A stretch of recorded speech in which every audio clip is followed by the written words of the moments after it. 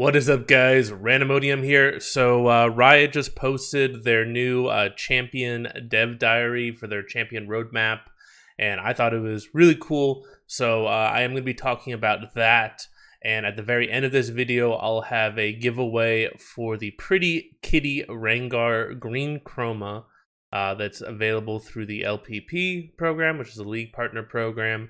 So if you want a chance to win that Chroma, details will be at the end of this video. So very excited with what Riot is doing for the roadmap this year. They're going to be releasing a new Enchanter type champion in the near future. They've got the Mordekaiser rework that is happening in the near future. They also talked about that they're going to be designing a new solo lane assassin that has some type of wall ability that they hinted at. They said, you know, people need to stay away from walls against this champion, which is really cool. But the big thing that I was really excited about is they're doing a Pantheon rework finally. Pantheon was one of my favorite champions when I first started the game, and I don't think he's aged that well. I mean, he's definitely beloved by quite a few people, but his kit is very one-dimensional. It's very point-and-click heavy, and it just doesn't feel like it flows as well as a lot of the new kits that have been released for champions recently. So I do want to go over some of the cool stuff. So they have released the one picture of Pantheon, the reworked Pantheon, and I did want to talk about the different elements that are in this picture, because it looks like they're teasing quite a few things about him.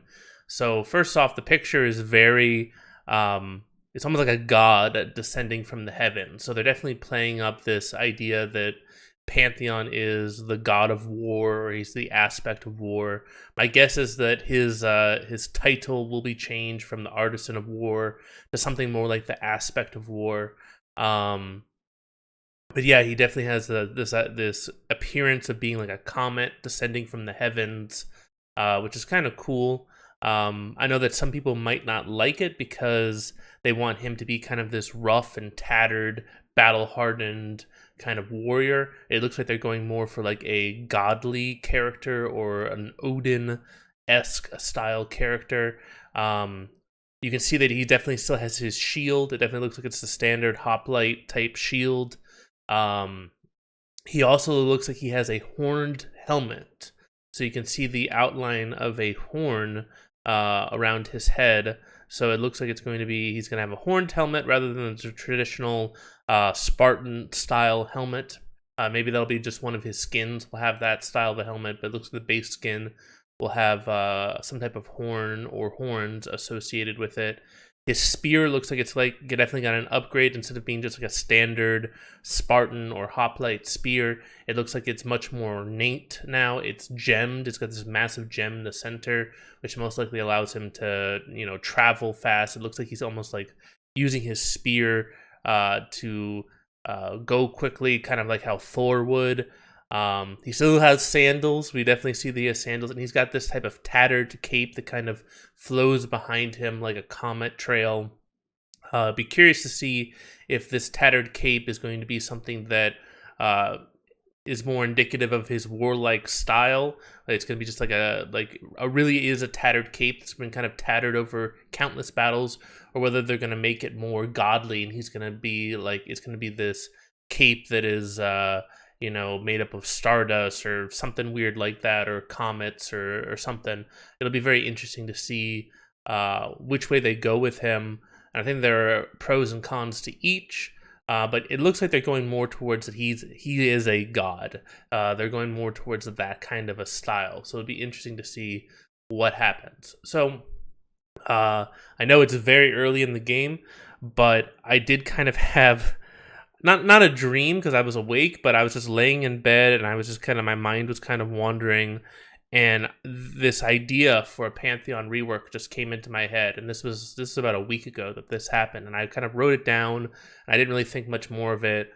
But then when this news came out that Pantheon was getting reworked, I was like, oh man, this would be a perfect time to kind of share my ideas. I'm not saying that this is actually what's going to happen with the Pantheon rework, but this is just kind of something that just kind of came to me out of the blue and was very kind of weird.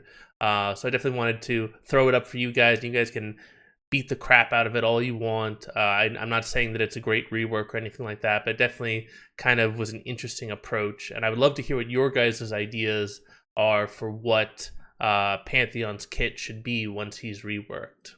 So the first thing was his passive. So Pantheon's old passive was after attacking or casting 4 times, Pantheon will block the next incoming basic attack or turret attack. I'll get into why I don't necessarily like this passive, but I first want to say what I would change his passive to, and then we'll discuss why I'm changing it that way. So I also will call it Aegis Protection, and each of Pantheon's abilities grant him 1 stack of Aegis Protection for each enemy champion, large monster, or epic monster hit.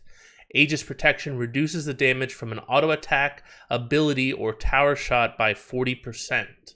Aegis Protection does not trigger against minion auto attacks or attacks from small monsters. Reducing the damage from an auto attack consumes 1 stack of Aegis Protection.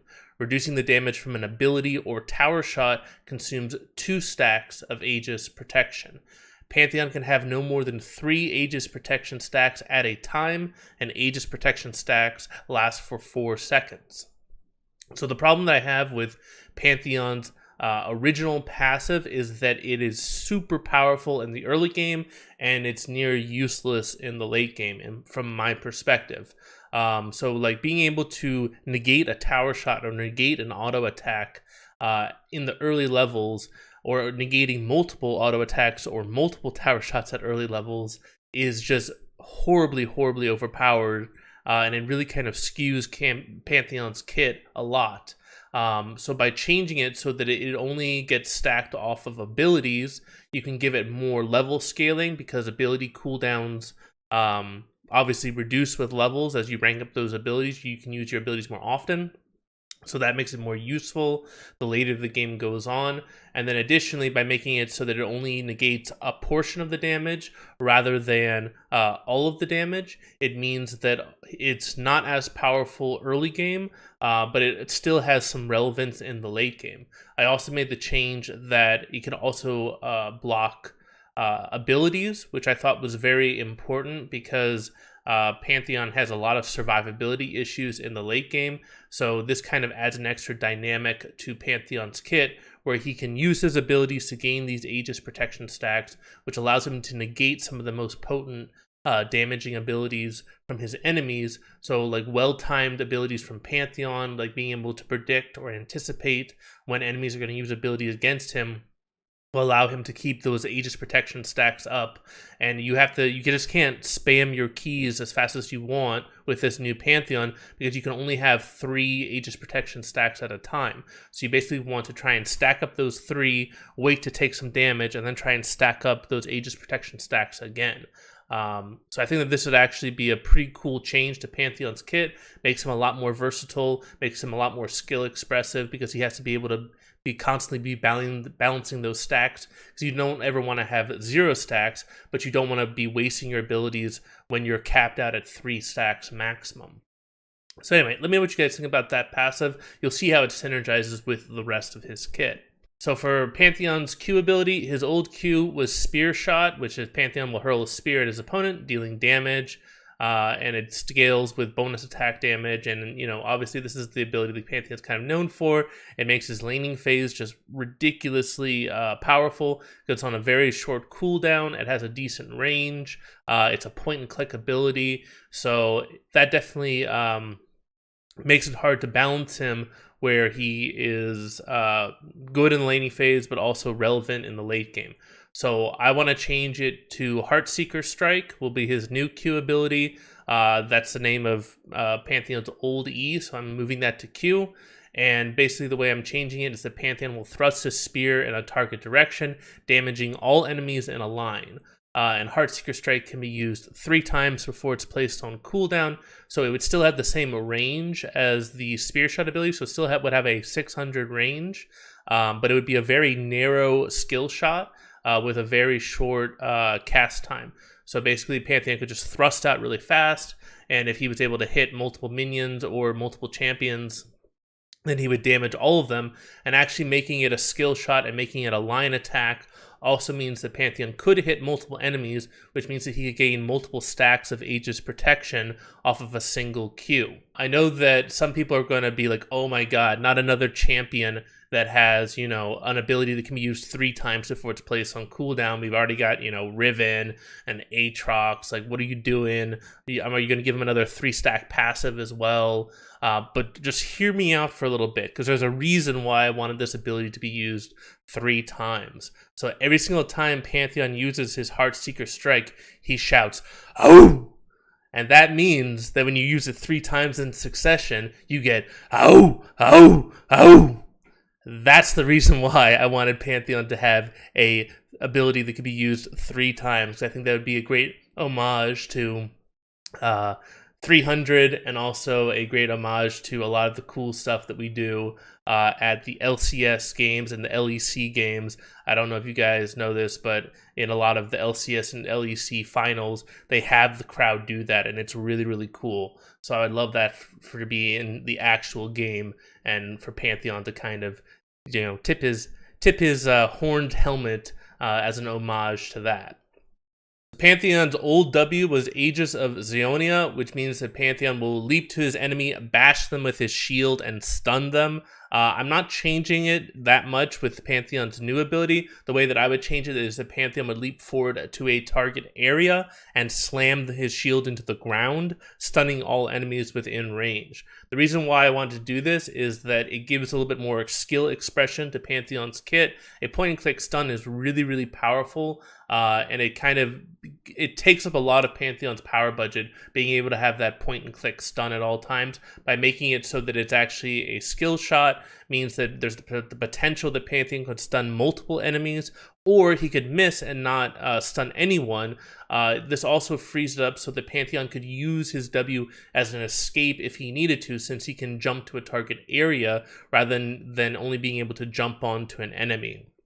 So all around, I think this would be a much better ability for Pantheon, and it would also allow him to gain multiple stacks of his passive, his Aegis protection, if he was able to stun multiple enemies. So that would make him kind of a pretty crazy team fighter, being able to leap in and do an AoE stun. I would want to make the AoE pretty small, so it'd be relatively difficult to hit multiple enemies unless they like really clumped up against him. But I think that this could be a good change to Pantheon's kit. Pantheon's old E was Heartseeker Strike, which basically kind of rooted Pantheon. He kind of channeled this ability where he unleashed a bunch of spear shots in a cone in front of him. It didn't really feel like it fit that well into his kit. There was also a passive component where Pantheon's basic attacks and spear shots gain 100% critical strike chance against targets below 15% health, which is kind of cool, but ultimately I don't think it really was needed for his kit. So I really wanted to change this ability to something that made a lot more sense. In the dev diary, they did talk about they wanted to make Pantheon's shield a much more integral part of Pantheon's kit, and I felt like a defensive ability on E made a lot of sense, so I changed it so that Pantheon's E is now Phalanx. And the way it works is that when activated, the damage reduction of Aegis protection increases by up to 25% for 2 seconds. During this time, Pantheon can move, attack, or use other abilities as normal. At the end of the 2 seconds, Pantheon lunges forward with a powerful thrust, damaging and slowing all enemies. So what this does is it provides multiple things that make Pantheon more viable in team fighting situations. The first thing is that it increases his Aegis protection, which allows him to basically be a lot stronger in those late game team fights. I made it so that it's scaled with his E because he's most likely going to max E last. So this means that he's not going to gain that additional damage reduction until the later levels in the game. So this gives Pantheon some late game team fighting power. I wanted to make it so that he could still use his abilities while this was going on, so he can try and max out his stacks as enemies are attacking him. So like, you know, he has 3 stacks of Aegis protection, an enemy attacks him, it goes down to 2, then he uses his Q, takes it back up to 3 again. So it's really about whether or not he can balance his abilities with the attacks that are coming in order to make sure that he always has stacks of Aegis protection available. I did also want to give Pantheon a little bit more CC than just his stun. So I added at the end of this ability that he does a powerful thrust that damages and slows all enemies in the area. This thrust would be a little bit wider range than Pantheon's Q, so it would be a little bit easier to hit, but the focus would be more on the slow rather than the damage. So he basically use his ability to slow, and then that would allow him to be able to hit his Qs a lot easier, which would allow him to get more Aegis stacks. For Pantheon's R, I virtually did not change this at all. It was Grand Skyfall. Obviously, this ability is kind of iconic to Pantheon's kit. So the old ability, he would channel for, I think, up to 2 seconds, and then he leaps into the ground, and then he comes down about 2 seconds later, dealing damage in a massive AoE and slowing people who are near the center. The way that I changed it slightly is that I wanted to make it so that the channel time was different depending on what was the distance he traveled.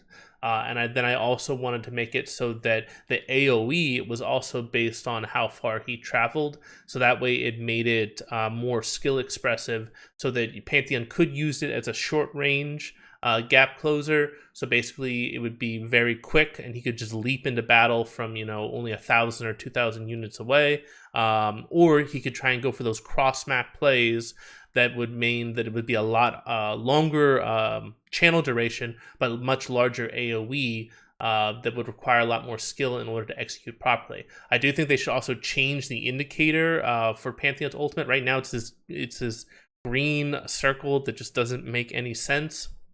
I think it would make a lot more sense if it was just his shadow, and the shadow got bigger and bigger right before he landed. I think that would make a lot more sense, or it needs to be something more along the lines of like him, flying down like a meteor. Maybe it could be an auditory cue, like a meteor screaming by or something like that. But definitely that green circle's got to go from Pantheon's kit. I know they added it a while ago in order to make it so that it wasn't just crazy. The Pantheon just randomly just shows up. It gives some type of indication or warning to the enemy team. But right now it's an eyesore, I think, in the current state of the game. So hopefully they visually upgrade that significantly. So anyway, that's my thoughts on Pantheon, the Pantheon rework. This is not confirmed. This is just my own homebrew rework that just kind of came to me about a week ago. And I thought I would share it with you guys, considering that the Pantheon rework just got announced. I'm really excited about it because Pantheon is one of my old favorite champions. But yeah, let's get into the Pretty Kitty Rengar giveaway. So I do want to give you guys 3 ways that you can win. You can answer 1 of 3 questions, or you can answer all 3 if you'd like. So the first one is, how do you like the rework that I proposed for Pantheon? What would you change about it? Would you go a completely different way? I know there have been some fans who have posted some really great Pantheon reworks in the past, either on the League forums or on Reddit. One of my favorites was one where Pantheon had a dual kit between his spear and his sword. So that'd be another cool way that you could go with Pantheon. I'm definitely interested in hearing what your guys' feedback is and what you think is kind of integral to Pantheon's kit that should be incorporated in the future with his rework. That'd be question 1. Question 2 would be, which champion do you think should get a full rework in the future? So they said that the Riot said that they wanted to cut down on the number of massive reworks that they do in the future. They want to go back to releasing a few new champions instead. They did confirm, obviously, the Mordekaiser and the Pantheon, but I'm wondering what you guys think should be the next champion that gets a rework. And they said that they're going to actually give people the ability to vote on this in the future, and that champion will get a guaranteed rework in 2020. Personally, I think I would tip my hat to Volibear.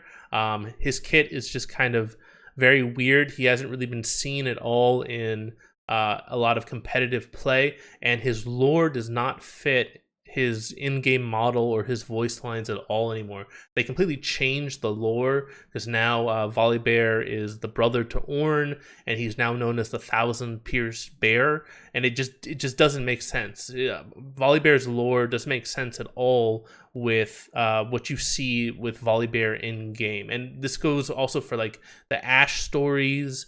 A lot of the lore from the Freljord talks about Volibear, and he's completely different in the lore than he is in the game, and it has always felt really sloppy to me, and I hope that Riot will fix it, because it just, I don't know, maybe I'm OCD or something, but it really bothers me that the lore for Volibear does not match his character whatsoever. So I'm definitely interested to see what you guys think about that, and what other champions you think should be upgraded. I know people have been saying like Wukong, Udyr. There's a lot of champions who could be in need of a visual upgrade or a full rework. So I'm curious to see what your guys' thoughts are on that. And the third way that you can win the Pretty Kitty Rengar Chroma and skin would be to ask me a question for my 20,000 subscriber AMA. It can be any question you want, personal, I don't care, no topics or off limits. So yeah, those are the three ways you can enter for a chance to win. Tell me what you think about the Pantheon rework, and what abilities you think are kind of integral, or what themes you feel are integral to Pantheon. 2, let me know which champion you think deserves a full rework and visual update after Pantheon. Or 3, ask me a question for my 20,000 subscriber AMA. Hope you guys all have a fantastic day. This is Randomonium signing off.